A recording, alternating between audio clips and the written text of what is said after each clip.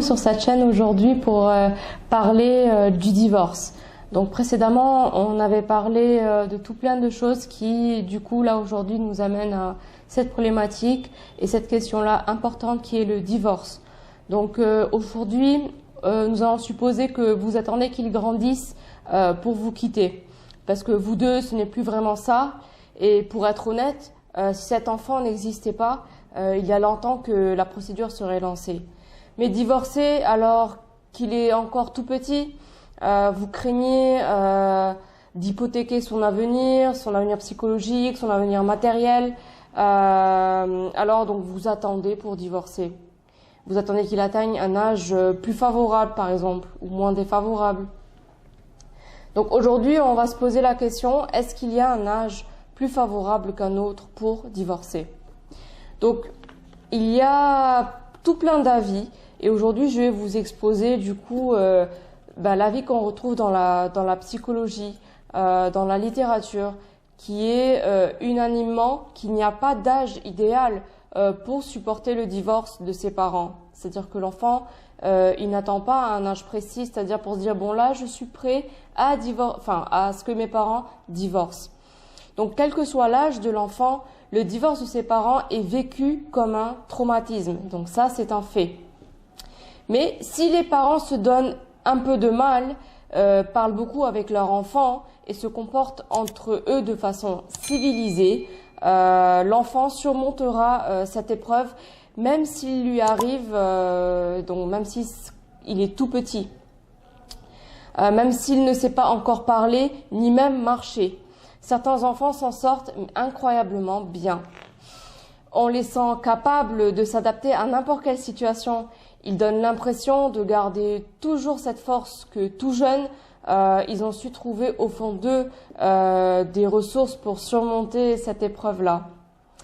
À l'inverse, il est vraiment dommageable pour l'enfant de vivre dans le faire semblant, c'est-à-dire de grandir au milieu de parents qui se déchirent, qui sont malheureusement malheureux ensemble, mais restent unis à cause de cet enfant-là.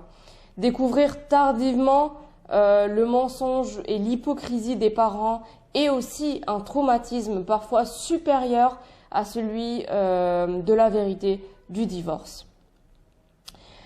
Là, on va aussi se poser une autre question. Rester ensemble pour les enfants, ça veut dire quoi?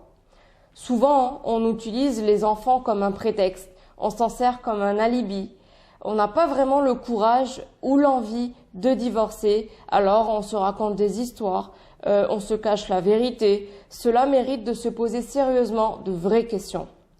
Ai-je la volonté, la force, le courage de divorcer avec tout ce que cela implique comme renoncement à un foyer qui a l'air pourtant uni, même si ce n'est pas vrai, à laquelle, est-ce qu'on a un statut de vie respectable? Est-ce qu'on est prêt à laisser tout cela? Donc peut-être qu'on se donnerait comme prétexte qu'il y aurait l'enfant. Il y a aussi une autre question qu'on pourrait se poser, c'est si je m'en vais alors que mon enfant est si petit, suis-je prête à affronter le jugement des autres, à supporter le regard des autres, le regard réprobateur et hostile des autres? Quand on ne peut pas répondre sincèrement à ces deux questions, il faut cesser de s'abriter derrière la crainte de traumatiser son enfant. Ce n'est pas à cause de lui que l'on ne divorce pas.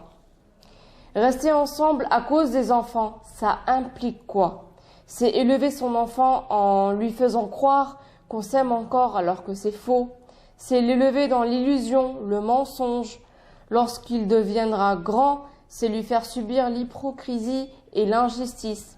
À l'adolescence, cela se traduit le plus souvent par de véritables révoltes et presque toujours par la tentation, puisque l'adulte n'a pas respecté la règle de confiance.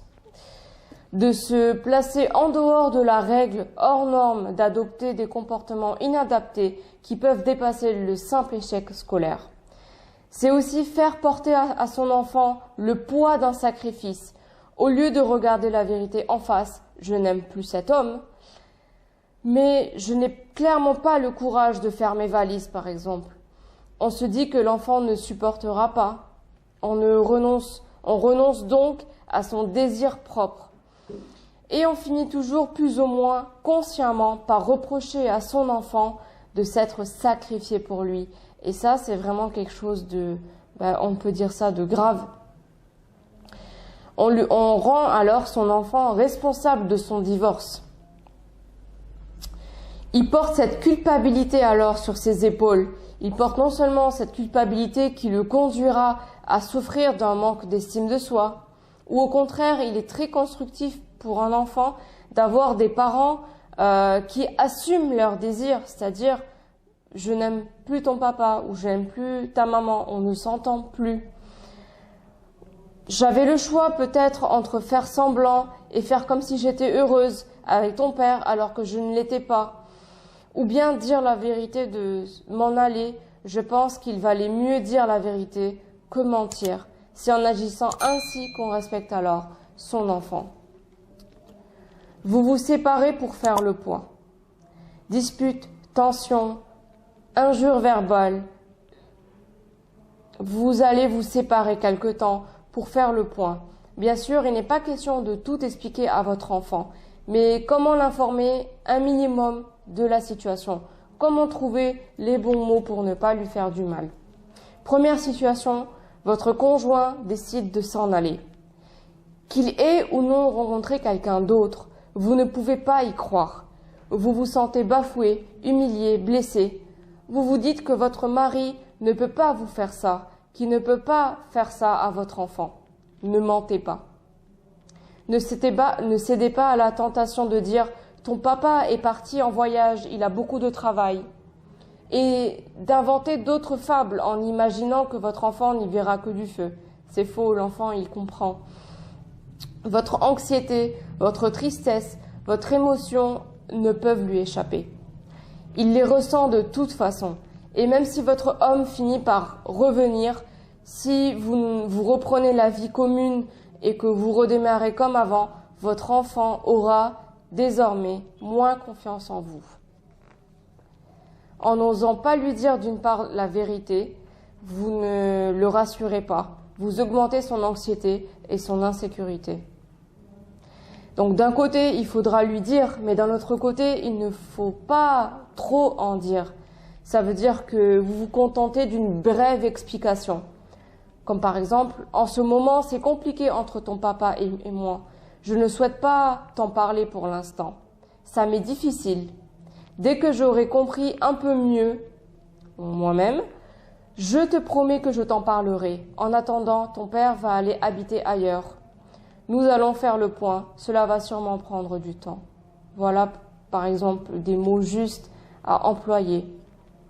Ainsi, vous prenez en considération la souffrance de votre enfant, vous nommez une situation de crise, vous dites un mot de tristesse, donc vous avouez que ça peut être triste pour vous, donc aussi pour votre enfant, mais vous ne révélez pas l'issue de cette crise que vous ne connaissez vous-même pas encore.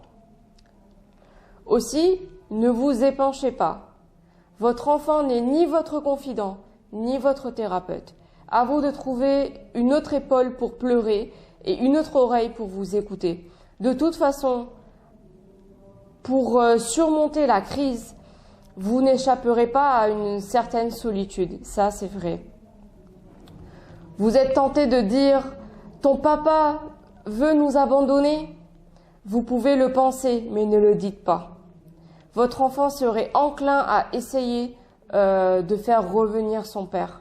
C'est ce qu'il souhaite et ce que vous chercherez inconsciemment. Par tous les moyens, y compris en se rendant malade.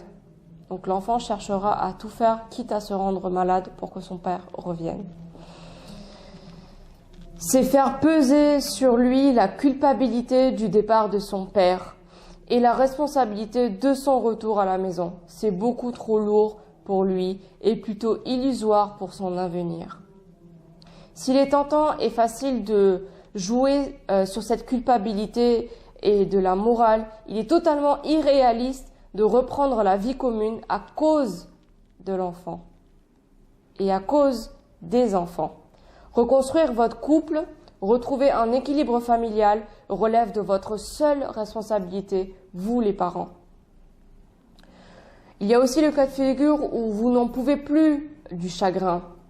N'excluez pas de confier quelques jours votre enfant à une grand-mère, à une tante ou à une amie que vous aurez prévenu en avance et qui aussi, cette personne-là le gâtera un peu.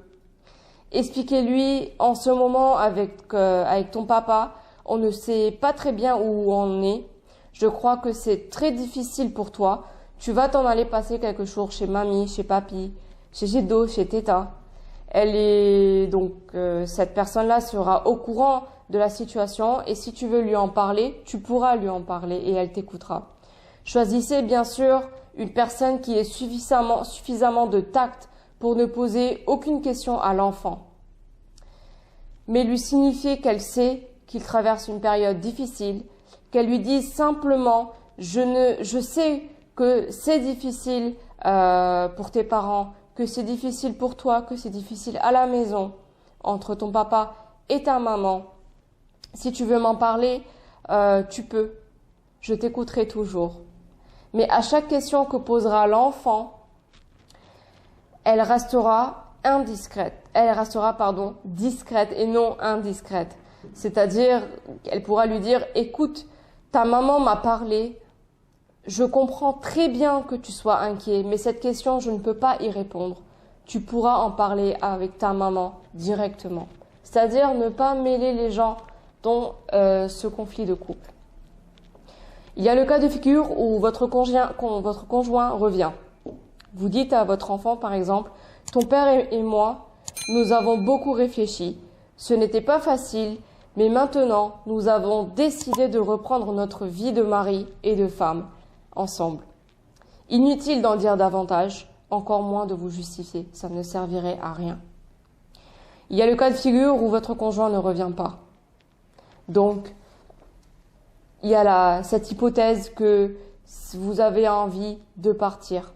Vous vous disputez tout le temps, vous vous ennuyez beaucoup, ou vous avez rencontré quelqu'un d'autre. Qu'importe les raisons, vous songez de partir quelque temps pour faire le point sans votre enfant. Votre enfant se doute forcément de quelque chose, peut-être même avant que vous en ayez parlé avec votre conjoint. Vous pouvez lui dire à votre enfant, en ce moment, c'est compliqué entre ton papa et moi, mais pour l'instant, ça m'est difficile de t'en parler. Je ne souhaite pas le faire. Dès que j'en saurai un peu plus, je te promets de t'expliquer. Quelle que soit l'issue de vos réflexions, et tant qu'aucune décision définitive n'est prise, prenez votre responsabilité de parent. Décuplez votre effort pour être disponible pour votre enfant. Votre état de crise fragilise l'enfant. Plus que jamais, il y a besoin de sentir qu'il se sente en sécurité avec vous. Respectez ceux qui vous entourent, ceux qui entourent votre enfant, mais aussi vous respectez votre conjoint, ainsi que le lieu familial. N'humiliez pas le père de votre enfant devant votre enfant. Interdisez-vous, par exemple, les visites ou les coups de fil, même les secrets de votre conjoint. Ne les dites pas devant votre enfant. Vous décidez de partir pour faire le point sans les enfants.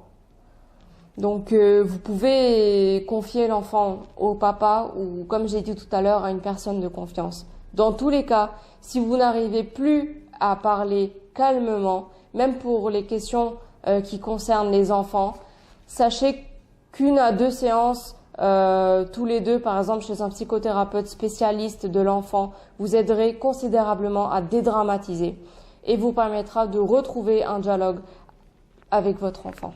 Je vous remercie pour votre écoute et si vous avez la moindre question, vous pouvez en parler à une thérapeute, à votre médecin ou alors à votre guide religieux. Merci beaucoup. Au revoir.